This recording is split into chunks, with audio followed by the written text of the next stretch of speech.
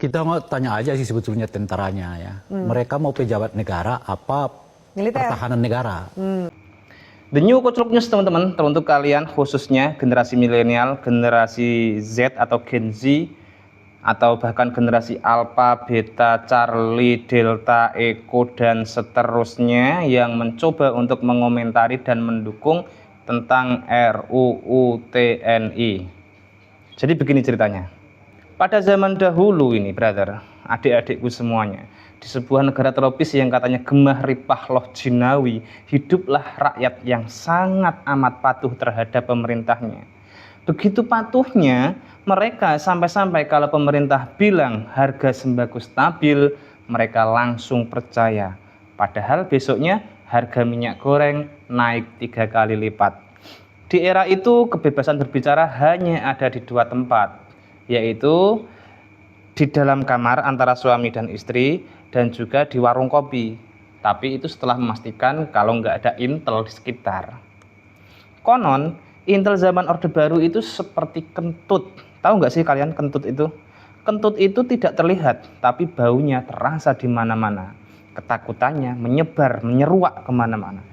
Di zaman itu tidak ada yang berani mengkritik pemerintah, karena ketika orang mengkritik pemerintah ada 2 resikonya. Kalau nggak hilang, ya pasti udah pindah alam. Dan seperti itulah memang faktanya. Tapi teman-teman, jangan salah. Orde Baru juga penuh dengan inovasi. Contohnya, ada program transmigrasi. Orang-orang Jawa dikirim ke luar pulau, ke Kalimantan, ke Sumatera. Katanya agar ada pemerataan penduduk. Yang dikirim ya rakyat kecil, rakyat jelata, orang-orang miskin. Yang tetap enak siapa? Ya para pejabat yang ada di Jakarta beserta para keluarganya.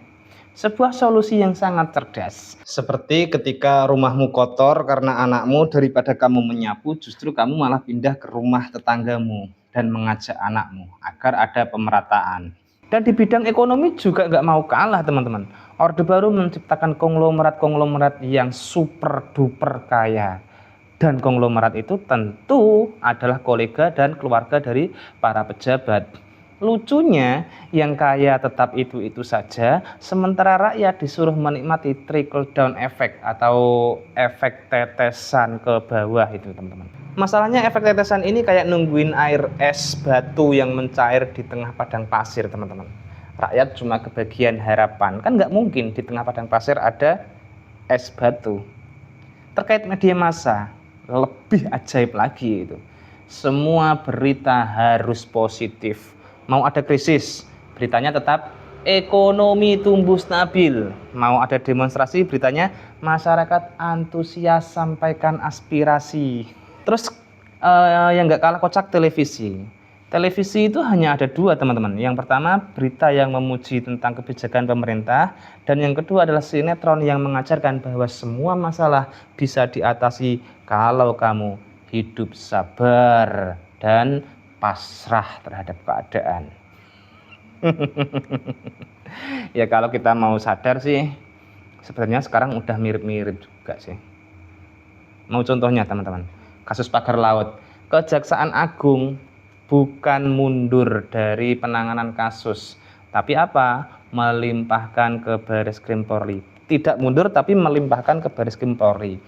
Terus contoh lagi, Pertamax nggak dioplos teman-teman, itu di blending. Namun sehebat-hebatnya Orde Baru mengontrol informasi, ada satu hal yang mereka nggak bisa kontrol, yaitu gosip warung kopi. Itu Orde Baru teman-teman. Ini mungkin kalian masih berupa telur atau bapak ibu kalian belum ketemuan waktu itu. Jadi tolong dipahami teman-teman bahwa mungkin benar ada segi positifnya dari zaman Orde Baru itu, tapi kita harus mengingat kengerian-kengerian yang terjadi di masa Orde Baru. Kebebasan berbicara di zaman itu lebih berbahaya daripada main petasan di dekat rumah Pak Kapolda. Akhirnya Orde Baru tumbang di akhir tahun 90-an. Bukan karena rakyat mendadak bisa bicara bebas, tapi karena dompet mereka semakin terkuras di tengah harga sembako mahal oleh pemerintah yang culas. Rakyat yang selama ini diam akhirnya tersadar bahwa Krismon berawal dari omon-omon demi menjaga stabilitas negara. Dan begitulah Orde Baru, teman-teman. Orde Baru menjadi sejarah sebuah era yang katanya penuh dengan stabilitas, tapi faktanya sipil lah yang ditindas. Sebuah tragedi yang kalau diingat-ingat justru terasa seperti komedi yang absurd.